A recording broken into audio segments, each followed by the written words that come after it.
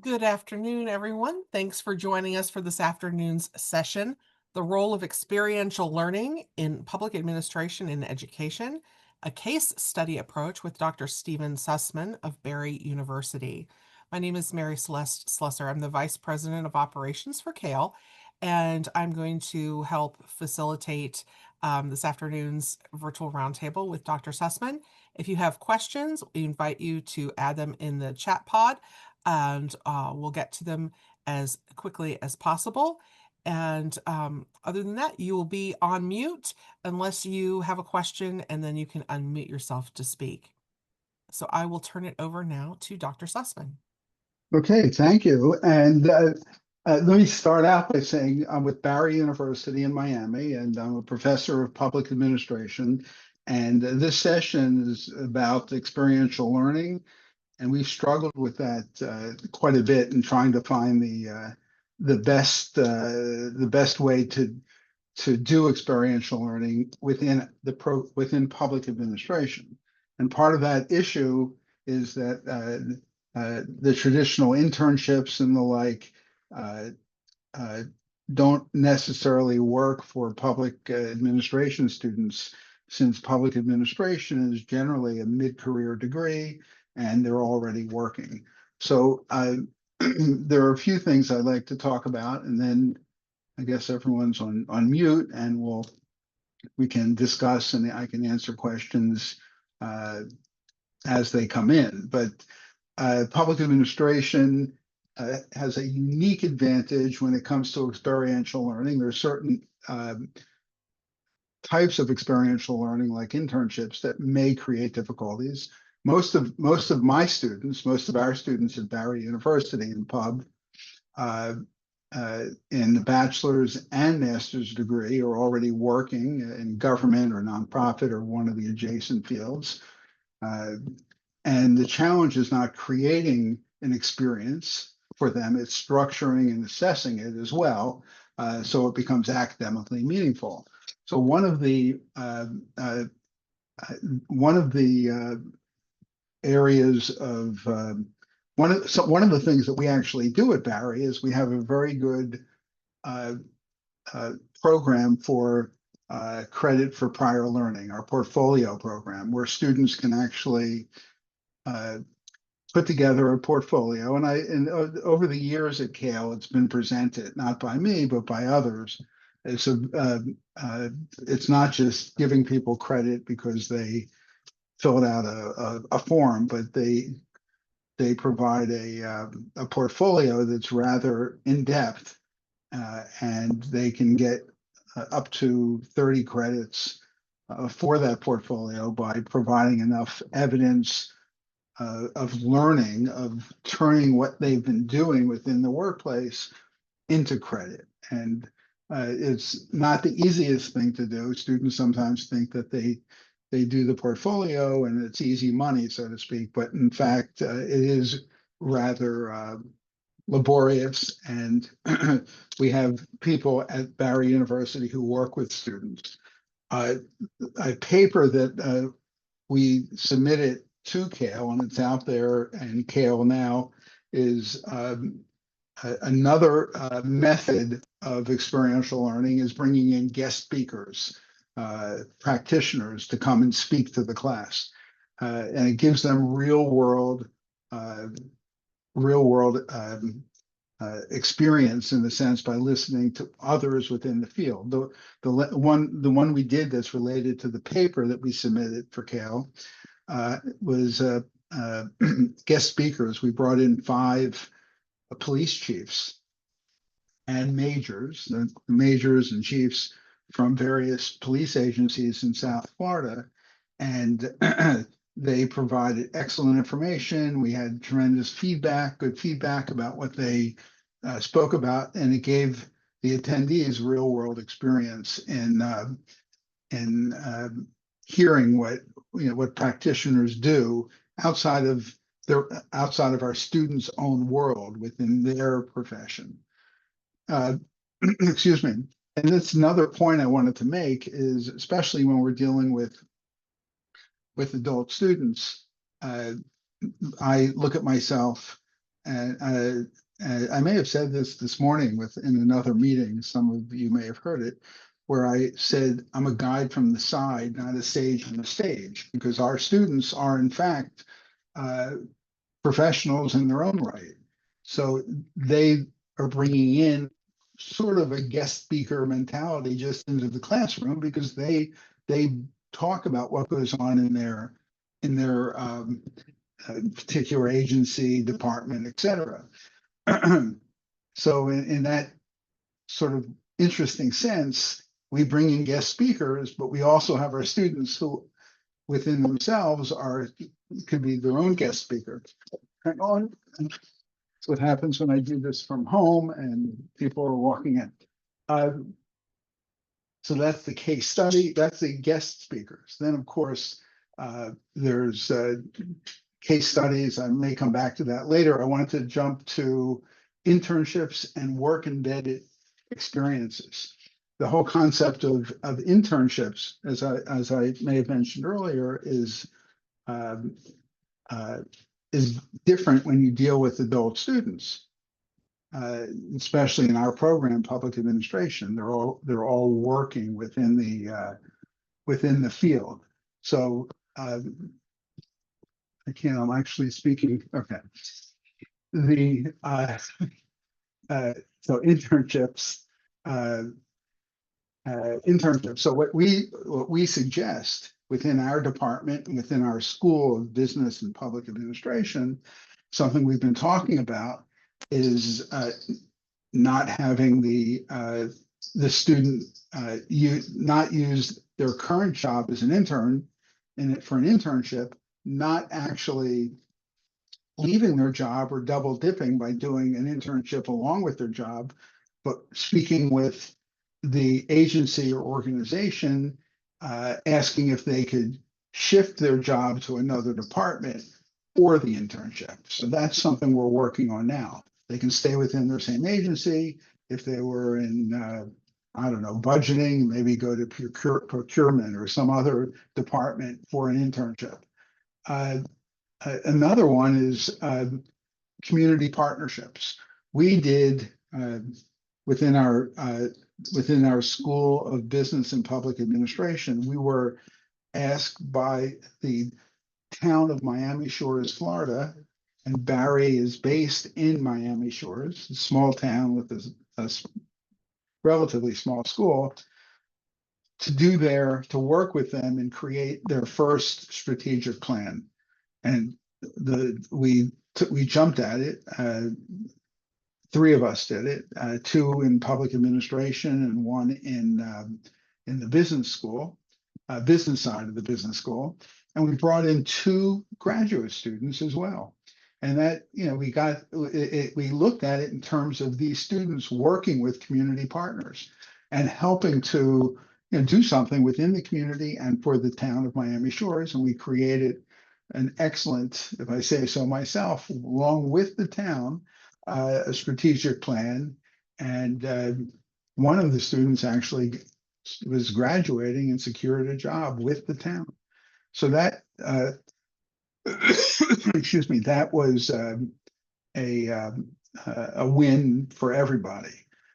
So, but one of the things we struggle with, and I'll say this again, is coming up with the right type of internship for working students. And uh, and most suspect everyone here today is in a similar boat because you're at a conference on experiential learning. Uh, you, and you may all work with adults to some extent. Uh, I don't know if there are any questions so far. Not sure. Do we want to go there with questions now? No? Would I see the questions or do you see them as the host? There are no questions at this time. Okay, okay. Um, the I think currently what we're doing currently uh, when it comes to experiential learning, primarily we're working with our capstone course in our MPA program. Our MPA program is our signature program within public administration, the Master of Public Administration. And the first thing we do, and there are two of us who teach this, and we alternate, and we tend to do it similarly, is we ask them right up front if they, when we discuss the topic that they're going to do their applied capstone on. It's an applied capstone. We don't want a capstone that's theoretical. It's an applied program. We ask them if they can identify someone within their organization or agency or department with whom they can partner with in developing a a project that would be useful and within the department or agency. And so we identify a person, we ask them to tell them, we don't tell them, we don't know what's going on within their department or agency. They're the only ones who know. So in fact, they, uh, uh, our job is to shepherd them along and keep them on track and review their work and make sure they're staying in the lane that they're supposed to be in, so on and so forth. They're citing properly, et cetera, et cetera. But as far as the issue that they're developing, that's we approve it. I would approve it, but it has to come from them and present it in a way that makes sense. And so that, as far as experiential learning, uh, for me, I define that capstone course as experiential learning because they're doing real world research, applied research. It's called the applied capstone. It's applicable work. It's not theoretical work. As I tell them, look, no save the world projects and so on and so forth. Um, the uh, uh, the second popular way of the second popular experiential type of learning is the credit for prior learning, our portfolio, and I talked about that, and that is strictly in our Bachelor of Public Administration and other undergraduate programs. It's not just relegated to public administration, but it's only for those programs that are labeled as adult programs for returning students, adult students, uh, because they're the ones who are going to have the sufficient amount of work and responsibility, excuse me, that can be turned into um, credit for prior learning. So those are the two uh, primary avenues of that we actually work on right now for that we would deem as experiential learning. Uh, we're beginning in the paper we wrote as I noted, is on bringing in guest speakers and have them talk about what's going on within their field. And interestingly, the five police chiefs and majors within police departments within Palm Beach County, Broward County, and Miami-Dade County were all prior students. They all went through our Master of Public Administration program. Uh, so that's an added benefit. We have within our department, we have a sports management program, and the person who directs the sports management program constantly brings in guest speakers. And we're working in public administration to begin to do that as well. And that's a popular, as I would call it, experiential learning. And not just sitting in a classroom listening to a professor pontificate, kind of like I'm doing right now, I think. So if there are any questions, as you're typing in your questions, the other point I want to make, another point I want to make is what does when we talk about experiential learning, what it really is doing is connecting theory to real world public service challenges, right? We learn in the classroom, uh, uh, more theoretical when we talk about public administration. But when you are out there listening to guest speakers or doing some sort of internship or any sort of experiential learning, you're taking what you learn in the classroom and getting an idea what public service, what it's like in public service, listening to others, not just your own experience as a public administrator. Again, because most of our students are public administrators. So um, uh, that's worked very, very well. Uh, we have, and even within the classroom, maybe it's unique in public administration because they're all adult learners. They're in the working world, but we hear quite often within the classroom dialogue between uh, different uh, different professions, or even within the profession, we teamed to be, for some reason, seem to have majors or chiefs of fire or police in a classroom with more rank and file. And then they're talking about what's going on within their own departments. So you might have a rank and file person sitting in a classroom with a major of a fire department or a major in the police department, and they're very nicely going at it. And uh, something I learned actually, you want to say the hard way.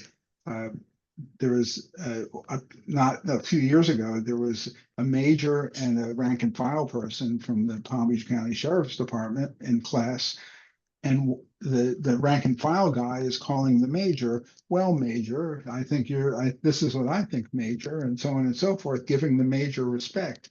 And the major actually said, listen, outside of the classroom, call me major, but we're the same in the classroom. We're not, we're on an equal footing here. So call me by my first name in the classroom, call me major outside. Looks like Kareem has a question. Yes, Dr. Sussman, really enjoying what you're sharing here is really wonderful. To give a little bit of background about myself, so I'm the manager for economic stability and mobility for Employ DMV. I cover the region DC, Washington, DC, Maryland, and North Virginia. And I do see there's a lot of opportunity from us as workforce development professionals in partnering with universities. One Mm, question I have is that when I come up with a lot of ideas that I have in order to engage their MBA students for an university, who is the right person at the university for me to talk to? Is it the mm, dean, or is it the professor who's mm. teaching the courses, or is it the research lab? What would you Hmm. recommend? Great question. It depends on the university. At my university, when it comes to offering services to students or internships and the like, uh, at my university, I would recommend going to our department chair. So in public administration, and we rotate. I was a chair and associate dean, and I'm out of that. I'm back in the classroom, which is wonderful. But we have a current director or chair of the program. uh, the dean is, always a fallback, but ultimately, at our school, the dean would get this information and call and send it to the director and say, this guy Kareem from the Washington area just sent this to me. Go take a look at it, do something with it. So, you know what I'm saying? You want to go to the source, to the direct source, not to the top. Absolutely. Thank you. Yeah, That's yeah, I'm yeah, happy you shared that. Thank you so yeah, much. yeah, yeah. Terrific. And thank you for the question. Uh, so are there any other questions? I could probably go on for forever. Uh, the Let me ask you guys then, if I'm allowed to do this. in those of you on campuses, uh, and Kim's at University of Akron, so I can tell that. But anyone who's on the campus, how do you use experiential learning opportunities? Anyone want to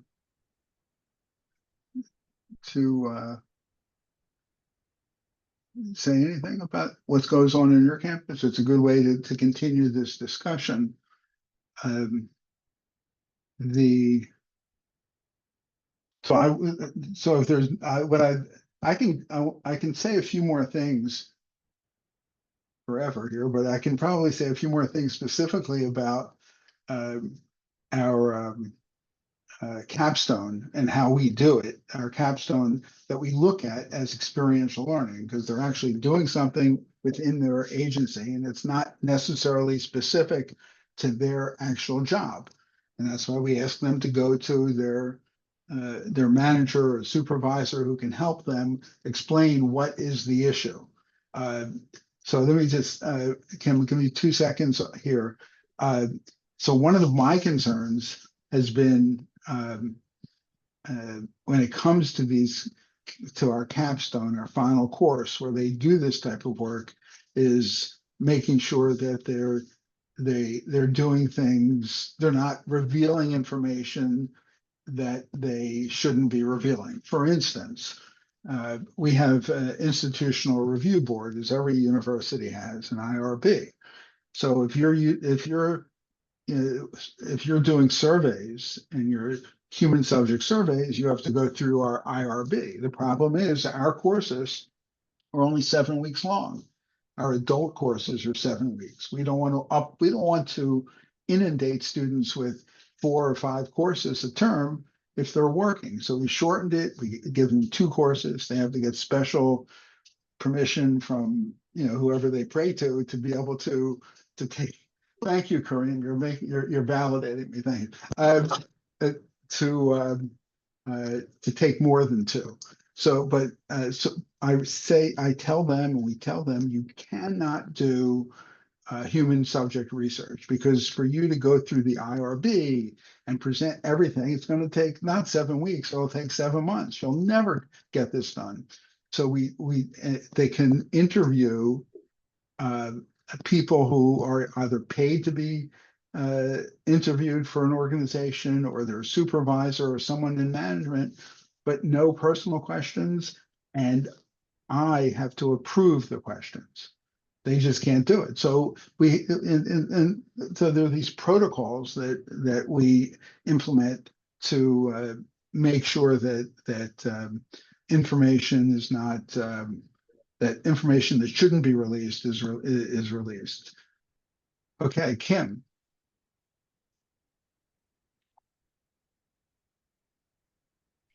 Kim, you Yeah, would? Oh, hi, yeah. Kim. Sorry, took a little bit of time. So, you mentioned as far as like the experiential learning, as far as how it's been used.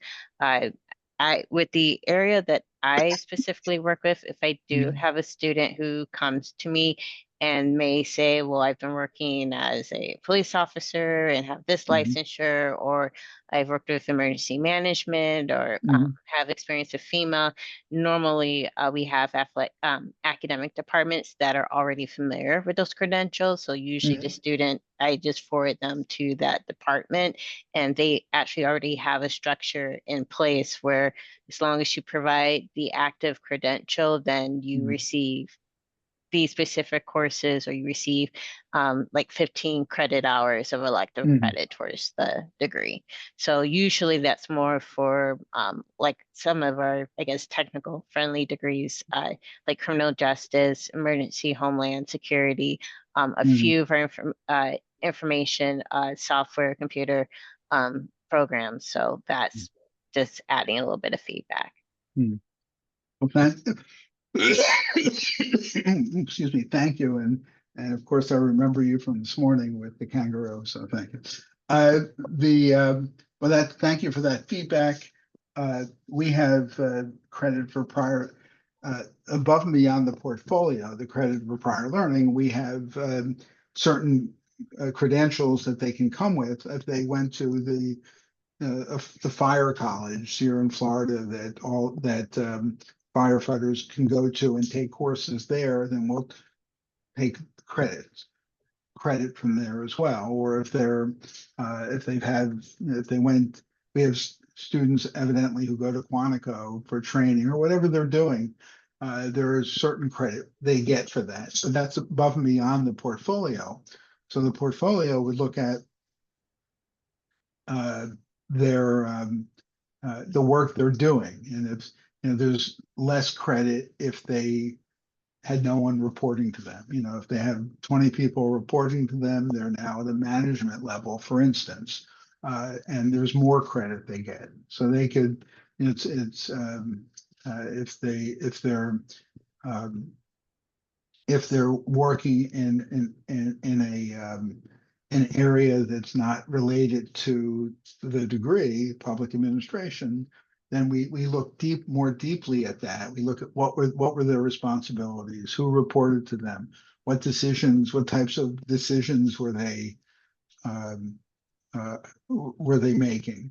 And so we do a deep dive, and when I used to do the portfolios, and I used to be one of the faculty who would get a portfolio and review it. Part of the requirement was calling up and validating this too, and say, hey, did so and so is submitting a portfolio for credit, and they have here that they worked at your organization and did this, and this. Can you verify that? So we had to do that sort of verification. It was very tedious, but well worth it.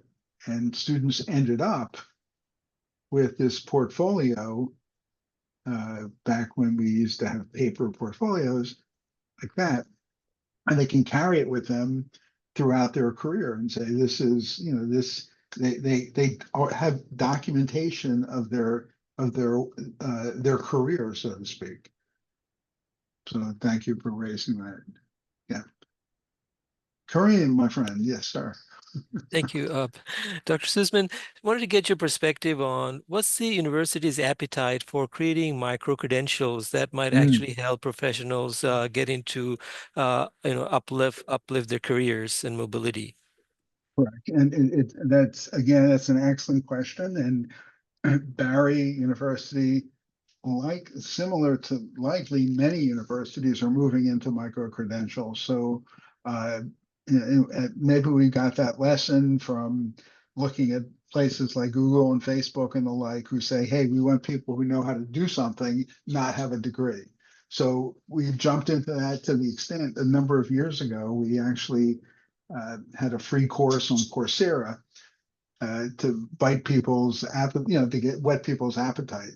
Uh, I don't think we're doing that now, but we're creating micro credentials. We have with specifically it's throughout the university, but within public administration, we have an undergraduate and graduate certificate program that's working and doing very well. And part of it is, we're a nonprofit university, but nonprofit universities still have to bring in the students. And this is what the market calls for. And we're actually within the School of Business and Public Administration, we're trying to offer credentials that could be used in both the MBA and the MPA, and so people can leave with maybe a degree if they want an MBA, but now they have a micro credential in public administration or in nonprofit. We offer a nonprofit administration credential. So that's working. That's working very well, and I'm glad you brought that up. Yeah, thank you. Because I see there's a lot of opportunity there. For example, in workforce development, we have partnerships with employers, and the Mhm. employers, if they were to partner with you, because the university is able to give like an accreditation of that credential. So Mhm. it kind of works on both sides. The workforce development probably can fund the student because they're getting a credential from the university, and the university is giving them a credential that's accredited, which would be approved by the government for the Pell Grants and other opportunities that may be out there, but it Mhm. needs that collaboration between the two and the three parties. Mhm. So that's really helpful to know that Okay. you're open to that. Thank you. Don't get me started on student financial aid and all. I'm proud to say that in 2007, I worked for 4 months with the Department of Education in rewriting the student financial aid portion of the Higher Education Act. And I was one of 11 people who did that.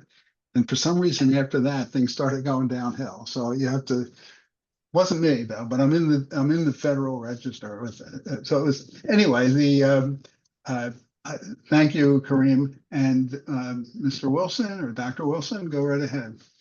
Hi, good afternoon. I'm enjoying this session. I have a question or maybe some advice. I'm the head of the Department of Criminal Justice. I'm also an associate dean, and we're bringing in assessment for prior learning, and we also have experiential learning located in our coursework itself. We're you know, we bring in guest lecturers and do tours and things of that nature.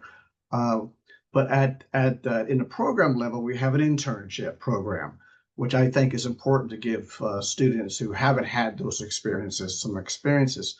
Helps them sort of decide whether or not they're on the right track and so on and so forth. Sort of helps connect to the application to real life work.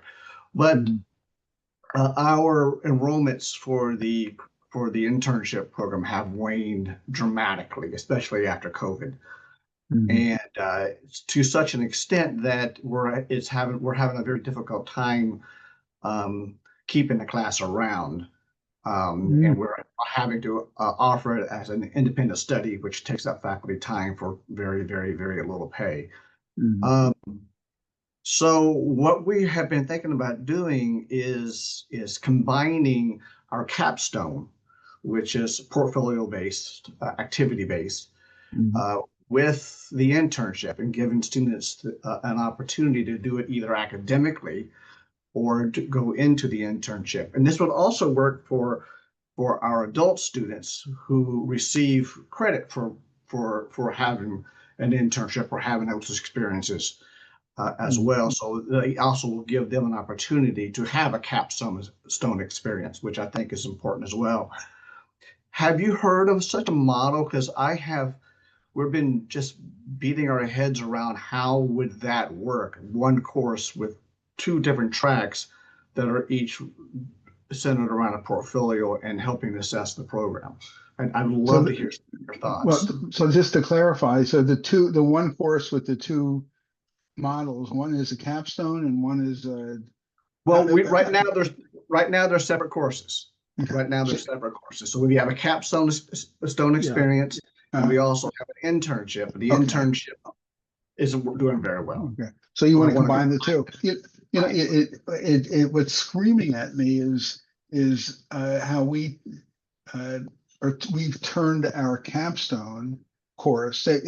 Back when this program, I was here from the beginning, 20 some years ago, when we created the program, the MPA program, and the capstone then was people can go out, and as long as we approved it, they could, you know, they can do something on anything related to the public sector or nonprofit sector and so on and so forth. And we began to steer that strictly for experiential learning perspective. And as you're saying, because there's so much to talk about in a short period of time here, almost like an internship as well, in that you know, let them do a project on a capstone project on their place of employment, but not necessarily their particular department within their agency. And that's why we have them go to a supervisor and ask, hey, what can I do this capstone on that would be used, not just something that'll be on a shelf or be thrown away. So what comes to mind in how you framed it is that what we're already doing, I'm not using that word internship, but in a sense, the capstone and the internship are similar in how we do it because they're doing it on a particular agency and a particular part of the agency that's not in their wheelhouse. So if that makes sense, you know, it's not like, hey, I have a problem with what's going on in my department. I'm going to go figure it out. No, go talk to someone in your agency. What needs to be, what capstone can this student write that will actually be used? Not, this is the problem I'm having, and whether I use the capstone or not, we want it. So don't do it within your own department. Do it within a different department. Now you've combined an internship and a capstone. I'm not sure whether I'm just rambling. If that You know, makes that any helps. sense. That helps a Yeah, little bit. It does. yeah, Yeah. yeah. And what school are you at? Can you say? University of Arkansas, Fort Smith. Oh, okay. I was born and raised in Florida. Miami's right down the road from my. Very good. Yeah. And you said also something, criminal justice, right? Yeah, criminal Yeah. justice. I'm the So head of the department.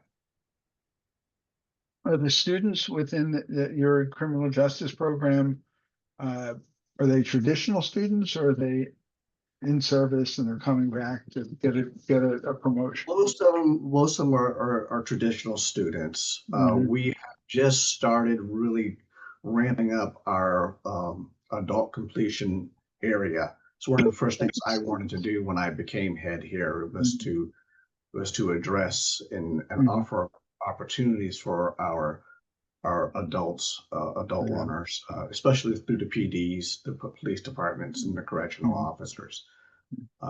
So we're just starting. That's the reason why I'm actually Mhm. at this conference, and Mhm. and it's an interesting work, Mhm. and Well, actually it's dear to my heart because I'm an ex-cop in Orlando, and I ended up oh, leaving because I didn't at that time there was very little help to get an education while you're working. So I'm well, excited about this.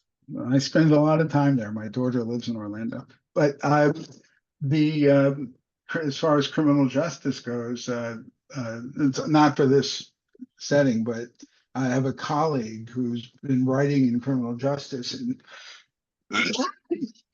in the area of forgiveness. I'm not sure whether you study that at all, but he's written a book on forgiveness within criminal justice. So anyway, just interesting stuff. I put up my email address if anyone has any particular questions. Uh, we have a few minutes left. I think what I want to do is just talk a little bit um, about, just for a second, the paper excuse me, that we submitted, my colleague and I. Forgive me, I was overseas, got back Friday night, and I think it caught up with me and something's coming out. So, but the paper we wrote was is titled, and it's somewhere in the whatever at Kale floating around because I uploaded it and so on and so forth.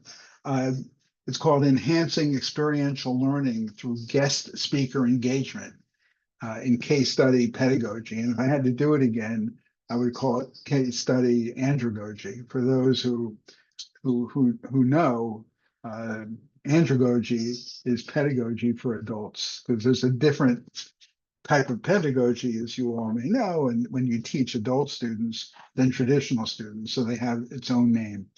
But we put pedagogy because more people are familiar with the concept of the term pedagogy. And then we'll run out of time shortly, but I just want to get this out, maybe wet your whistle if you want to look for the paper somewhere at Kale or the PowerPoint. The one I posted a PowerPoint where I have my speaker notes on the slides, and then I uploaded one with where I put a separate video on each slide and spoke about that slide. That's a better one. But our research question was, how does the integration of guest speakers and case study based instruction enhance experiential learning and promote deeper engagement and knowledge construction? So that was our research question, and oh, excuse me. Um, and you can look for the paper, the PowerPoint we posted, and it's very interesting. It's about 29 slides, including the sources. And I think there's no time to really discuss it now, but it's well worth it. It's a new venture for us in the analysis of guest speakers, right? This is, occasionally we bring in guest speakers. The one that this paper was based on was the 5 majors and police chiefs. But within our within the School of Business and Public Administration, as I mentioned, sports management constantly brings in people, guest speakers, and some in the MBA program, they bring in guest speakers, graduates who have done well, so to speak, or graduates in the sports administration area who now work for the Miami Heat or, one of the sports teams. So public administration, we're determined to do that as well. The other thing we do, it's not totally related to experiential learning, but it keeps us in touch with our students and gives us and this is how we did the guest speaker. We contacted these people on our MPA and BPA advisory board. We have an advisory board of 30 graduates of our BPA and MPA program, and we meet quarterly to talk about where the program's going, what do they recommend, this is what we're planning on doing, and we use these professionals in the field to help us steer the program. And that's another avenue to keep students, graduates engaged with the program and and it's worked out fine. And we've created in South Florida various cohorts within, in South Florida, as Dr. Wilson knows, is made up of over 100 municipalities. So so we're not at a shortage to try to recruit students, but we try to open up cohorts within the various towns, and we do that largely with our steering committee, who cover from Palm Beach, Broward, and Miami-Dade County. Anyway, I think we're up. This is going to my time, 4:45, right? So we have 2 minutes. I just, if anyone has any comments, great. If not, I just wanted to thank you for coming and allowing me to pontificate to some extent. Oh, good. Thank you for saying where the paper could be found. I'm not sure whether whether that's the one with me speaking or whether it's the speaker notes embedded on each slide. But whichever one you'll get.